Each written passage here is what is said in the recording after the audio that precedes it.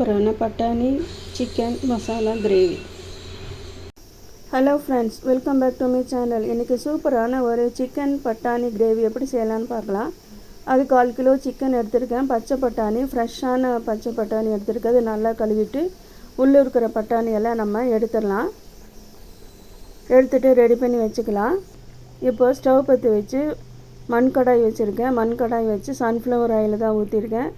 எண்ணெய் ஹீட் ஆகட்டும். எண்ணெய் ஹீட் ஆனதும் நம்ம எடுத்துருக்கிற சிக்கன் பட்டாணி அளவுக்கு தகுந்த மாதிரி மிளகாய்த்தூள், உப்பு, மஞ்சள்தூள் எடுத்துக்கணும். எடுத்துகிட்டு வெறும் எண்ணெயில் இதை போட்டு நல்லா ஃப்ரை பண்ணணும்.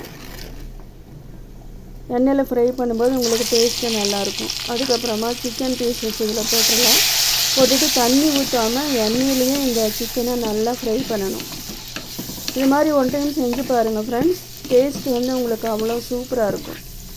நம்ம எப்போவுமே சிக்கன் போட்டதும் தண்ணி ஊற்றி வேக வைப்போம். அது மாதிரி வேக வைக்காமல் எண்ணெயிலேயே கொஞ்சம் நேரம் இது மாதிரி வேக வச்சிங்கன்னா ஃப்ரை பண்ணிங்கன்னா சூப்பராக இருக்கும். இப்போ சிக்கன் ரெடி பண்ணி எடுத்தாச்சு. அதுக்கப்புறமா எண்ணெய் நிறையா இருந்துச்சு, அதனால் அதே கடாயை நான் வச்சுக்கிட்டேன்.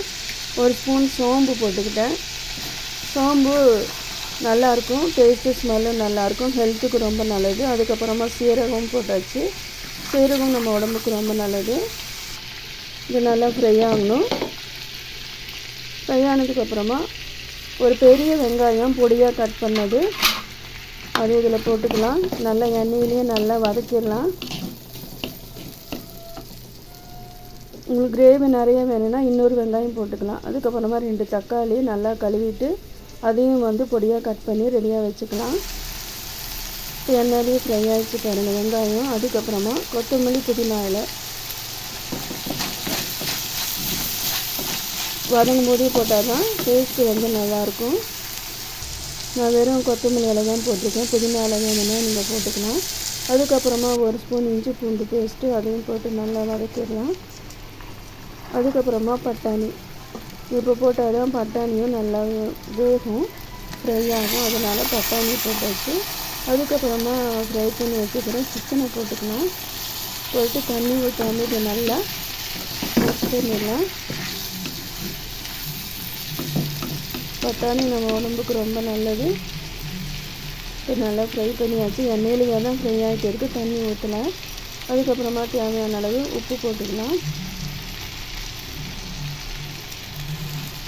போட்டு நல்லா மிக்ஸ் பண்ணிடலாம். நல்லா வேகட்டும். அதுக்கப்புறமா தக்காளி, கட் பண்ண தக்காளி மிக்சியில் நல்லா அரைச்சி எடுத்துகிட்டு வந்துடலாம். இப்போ தக்காளி பேஸ்ட்டை இப்போ நம்ம சிக்கன் வெந்துட்டுருக்கும்போது அதில் போட்டுட்டு கொஞ்சமாக தண்ணி அலசி ஊற்றிக்கலாம். இப்போ தான் தண்ணி ஊற்றுறோம். கொஞ்சமாக தண்ணி ஊற்றிக்கிங்க. நல்லா மிக்ஸ் பண்ணிடுங்க. இப்போ இது வந்து தேங்காய் பால் ஊற்றும்போது உங்களுக்கு டேஸ்ட் வந்து அவ்வளோ சூப்பராக இருக்கும். தேங்காய் அரைச்சி ஊற்றாமல் தேங்காய் பால் எடுத்து ஊற்றி பாருங்கள். டேஸ்ட்டு ரொம்ப சூப்பரான சிக்கன் பட்டாணி மசாலா கிரேவி ரெடி. இது வந்து டிஃப்ரெண்ட்டான மெத்தடில் நான் செஞ்சுருக்கேன். எப்பவும் போடுற மசாலா தான், ஆனால் அது டிஃப்ரெண்ட்டான மெத்தடில் இருக்குது. இப்போ கடைசியாக கரம் மசாலா ஆட் பண்ணிக்கலாம். கரம் மசாலா போட்டாச்சு. போட்டு இதை நல்லா மிக்ஸ் பண்ணிடணும். மிக்ஸ் பண்ணால் அவ்வளோதான் சூப்பரான சிக்கன் பட்டாணி மசாலா கிரேவி ஒரு டிஃப்ரெண்ட்டான மெத்தடில் டேஸ்ட்டாக செஞ்சு முடிச்சாச்சு. அவ்வளோதான், இந்த கிரேவி ரெடி. அவ்வளோதான் ஃப்ரெண்ட்ஸ், சூப்பரான சிக்கன் பட்டாணி மசாலா கிரேவி சூப்பராக ரெடி பண்ணியாச்சு. நம்ம எப்பவும் போடுற மசாலா பொருள் தான், ஆனால் கொஞ்சம் டிஃப்ரெண்ட்டான மெத்தடில் கொஞ்சம் டேஸ்டியாக செஞ்சுருக்கேன். நீங்களும் இதே மாதிரி மெத்தடில் செஞ்சு பார்த்துட்டு உங்களுக்கு எப்படி வந்துச்சுன்னு சொல்லி கமெண்ட் பண்ணுங்கள் ஃப்ரெண்ட்ஸ். லைக் பண்ணி, ஷேர் பண்ணி, சப்போர்ட் பண்ணி, சப்ஸ்கிரைப் பண்ணுங்கள். இந்த வீடியோவை பார்த்துட்டு சப்ஸ்கிரைப் பண்ணாமல் மறந்துட்டு போயிடாதீங்க. சப்ஸ்கிரைப் பண்ணுங்கள், ஷேர் பண்ணுங்கள், ஃப்ரெண்ட்ஸ் அண்ட் ரிலேட்டிவ்ஸ்க்கு ஷேர் பண்ணுங்கள். மீண்டும் இதே மாதிரி ஒரு சூப்பர் ரெசிபியோட அடுத்த வீடியோவில் உங்களை நான் சந்திக்கிறேன். Thank you friends.